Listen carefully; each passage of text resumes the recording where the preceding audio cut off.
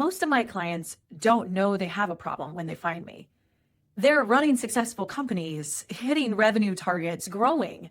But deep down, they know that something's just not working.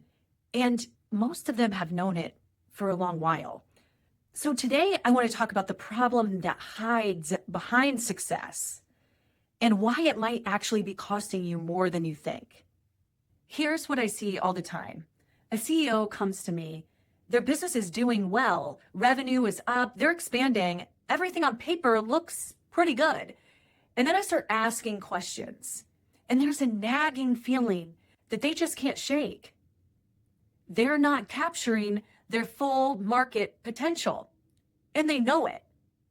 The numbers look good, but the team dynamics tell a different story. Let me paint a picture for you. Decisions get made in leadership team meetings that later get revisited because the wrong people were in the room. Or your VP of operations makes a call that the director of sales doesn't like, and somehow that lands back on your desk.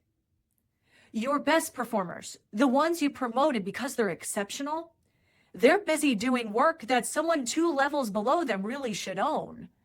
They've become the go-to person for everything within their domain, so that they're doing the work rather than leading the work. Leadership team meetings feel like status updates rather than strategic conversations.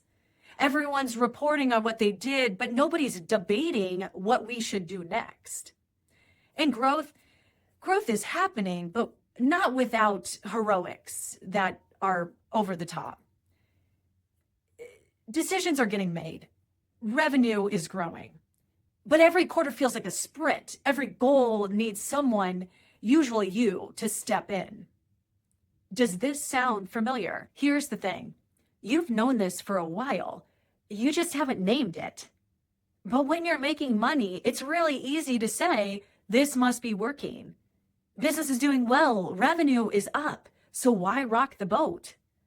But after doing this for over 15 years, I can tell you that your gut knows what's not sustainable.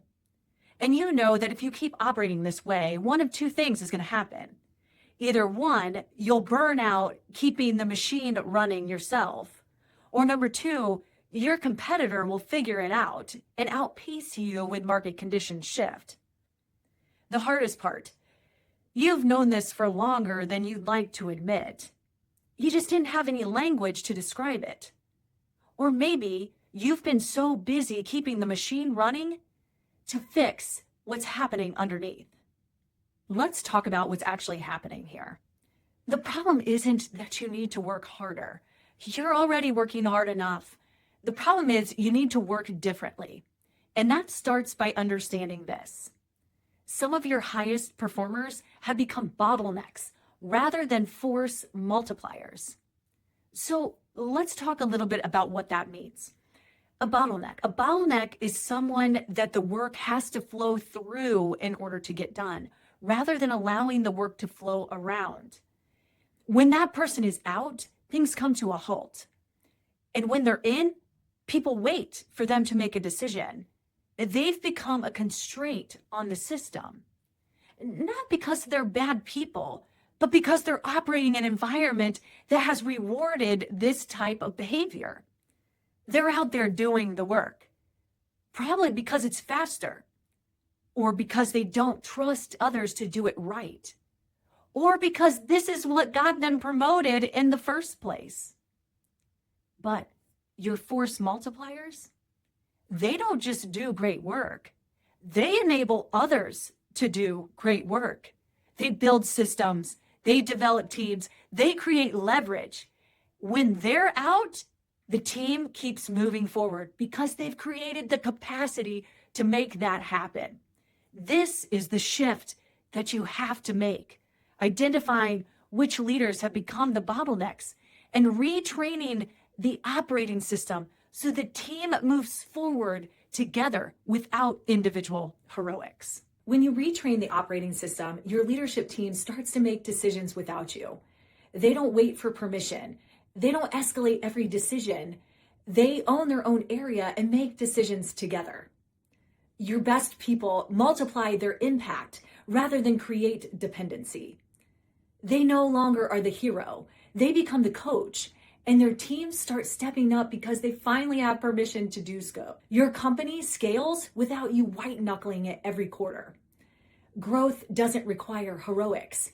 It's built in how you operate. And when you build it this way, you're finally building a company that you envisioned leading. The best part, you hit your ambitious goals and it doesn't cost you your health, your team, or your sanity. This is the difference between scaling through force of will and scaling through force multipliers. If you're sitting there watching and thinking, that's me, I've felt this way, but I haven't been able to name it. Here's what I want you to do. First of all, just pause and acknowledge. Oftentimes our bodies know what our mind has yet to believe. And number two, if you want help diagnosing where your hidden bottlenecks are, where high performers have become a constraint on the system rather than force multipliers, let's talk. That's the work I do, helping leadership teams design new operating systems so that growth doesn't require individual heroics. You can reach out to me on LinkedIn or drop a comment below. Tell me, where have you felt a team dynamic but haven't necessarily been able to name it? I'll help you think through every problem. And if this resonated, hit subscribe because I'm doing a whole CEO series on bottleneck fixes and how to turn your leadership team into force multipliers. Thanks for watching. Now go name what your gut's been trying to tell you.